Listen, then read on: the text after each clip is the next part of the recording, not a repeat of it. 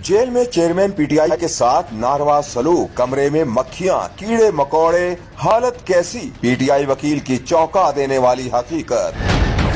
निजी टीवी के प्रोग्राम में बात करते हुए तहरीक इंसाफ के वकील शुएब शाहीन ने बताया कि इमरान खान ठीक हालात में और फौलाद की तरह खड़े हैं। उनके साथ ज्यादती, जहनी और जिस्मानी अजियत का सलूक किया जा रहा है। साबिक वजीर आजम होने की हैसियत से उन्हें जेल की सहूलियात से महरूम रखा जा रहा है। उनके साथ जो ज्यादती, जहनी और जिस्मानी उनके साथ अजियत का सलूक किया जा रहा है, एक being former prime minister, irrespective कि आपने उसको ये फैसिलिटीज देनी है, ये नहीं देनी, आप एक साफ सुथरा कमरा देने का उसका जो हक है। और जो उस शुएब शाहीन ने कहा कि उन्हें अपनी फैमिली, वकला और लीगल टीम से मिलने नहीं दिया जा रहा। इसके लिए हमें दरख्वास्त दायर करनी पड़ी जिसमें फैमिली, वकला को मिलने की इजाजत दी गई। जेल में एक साफ सुथरा कमरा उनका हक है जहां वो नमाज पढ़ सकें। वो उस कमरे में रह रहे हैं जहां दिन को मक्खियां, रात को कीड़े मकोड़े, बारिश आती है तो पानी अंदर आता है, वॉशरूम ओपन है। पहली बात तो ये है कि उसको हक है अपनी फैमिली को मिले,